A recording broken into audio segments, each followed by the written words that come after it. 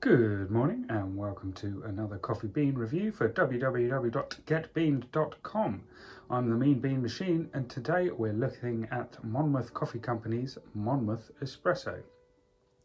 So Monmouth are a very well-known specialty company, specifically in London.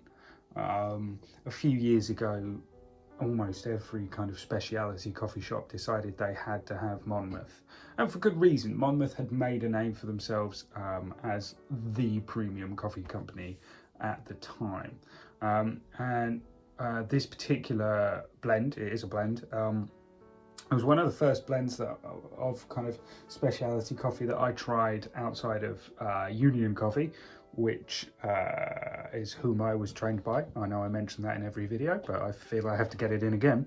And it's one of the first kind of coffees I really fell in love with. And they've got a great range of coffees, a great range of single origins and blends on their website. And a few of their stores are still open at this present time.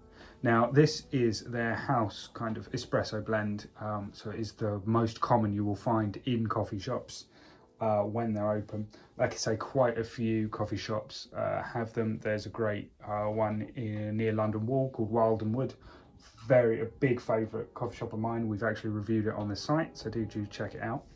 It has kind of reclaimed church pews and as the benches, and serves Monmouth coffee, cronuts, all sorts of things. The actual flagship Monmouth store in Covent Garden, it's actually near Six Dials, is closed at the moment, but Spa Terminus and their Borough one, their one right on the edge of Borough Market, are still both open for takeaway coffee and coffee supplies at this point in time. So you can still get these beans there, or you can get them online. So this bag is 250 gram bag, costs £6.75 plus delivery, and that kind of pricing, goes up with the bigger bags. So 500 grams is £13.50 and 1,000 grams is £27. Yeah, so you don't get a discount the higher you go, but it is more cost effective in terms of delivery if you buy online. Now, as you can see, that's settled into a really kind of dark looking coffee. It's actually a medium to dark roast, but as the crema is settled, you can see the actual coffee itself is really kind of almost it's coming through as black almost, and then you've got the thick kind of yellowy lacing on top.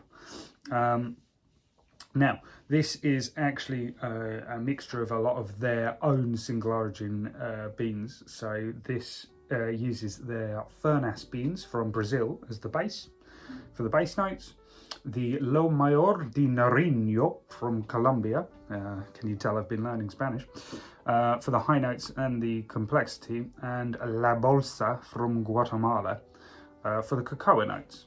So the tasting notes on the website say that this should taste of toasted almonds with a smooth body and a balanced fruity acidity.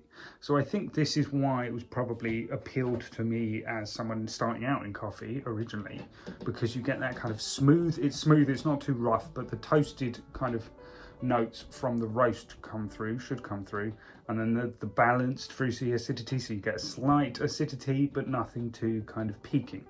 So we'll give it a go and see how it stands the test of time, because it's been a long time since I've had Monmouth. So we'll see how it goes. So here we go. Smells great. That kind of toasted sense comes through right away from the smell. I can't pick up any kind of acidity, but we'll see if that comes through more with the tasting. Yeah, so there's kind of a real balance to it. There's nothing too offensively strong coming through. There's no kind of real rich punch, but the toasted almonds, I don't know why specifically almonds, but there is a level of kind of toastiness there from the roast that I presume that is kind of really pleasant in terms of it's not too bold. It's a nice kind of comforting drink. The fruity acidity, you don't really pick up. There is definitely some acidity in there, but you don't pick up on it too keenly. It's in there when you think about it, So we'll try it as an oat latte. We'll pour some oat milk in and see how it goes. And we'll give it a try. Just splashed some oat milk into that. As you can see, it actually remains quite dark when you put that in. So darker roast tends to mean kind of less caffeine as it's roasted off. It's a common misconception with many people. Like I say, this is a medium to dark roast, so it's not actually, it's neither nor, but it gives that toasted taste through, but it's not kind of too cloying. So we'll give it a go.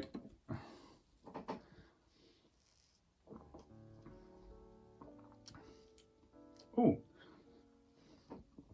so actually that toasted sense comes out more, and so does the acidity with the milk. There's the high notes that it mentions in its tasting notes aren't particularly coming through really strong. They are there, but kind of as an afterthought. You kind of go, I'm so kind of definitely kind of pinpointing the toasted almonds kind of flavour. There's nothing else that's really overriding that flavour, so I'm trying to kind of work my brain around that, because high notes are there and there is complexity that are all mentioned, but it's such a minute detail that I'm so kind of infatuated with this toasted tasting note because it's the only strong thing that's really coming through to me. The cocoa notes, or cacao, however you wish to pronounce it, are not strong there at all, which is really interesting because I like a strong kind of chocolatey drink. So I wonder initially if that's what drew to me to it with its tasting notes all those years ago, and then it's just not come through. But it is an interesting drink, as in it's not strong and kind of outrageously bold in any sense, but it is a great kind of base drink, and I think that's why it's really kind of popular. Is it's a really nice coffee, but it's a great base drink that caters to all palates, you know. Whereas some might kind of argue and say, well, that's very middle of the road. I disagree. I'd say it's kind of the first kind of real quality coffee that, you know, a lot of people can drink, and I think that's why Monmouth are so popular. In terms of, you know, sometimes I've had a Monmouth Espresso done badly, and it can have an almost kind of fungusy flavour. There's something almost mushroomy about it if you let your coffee go too cold, and that's kind of a criticism I have, not of the beans, but of if you do this coffee wrong. Some coffees, if you know, really screw up, you kind of go, oh, that's bitter but drinkable, whereas this tends to manifest a weird taste, and it shouldn't, you know, factor into your buying decision, because if you're making coffee to your taste or making coffee properly, it's not going to be an issue. It's just a weird thing I've noticed is it almost has a mushroomy taste if you let it cool too long. So I just thought I'd throw that in there because it's not something I've ever kind of come across in other coffees. And again, that might just be my weird taste buds. But yeah, like I say, going back to this coffee after some time, it is really interesting to kind of note that it's not particularly bold. So that's probably why I gravitated towards it, because it doesn't kind of challenge the palate overtly, but it is a really nice, that toasted sensation is actually incredibly pleasant if that's something that you like.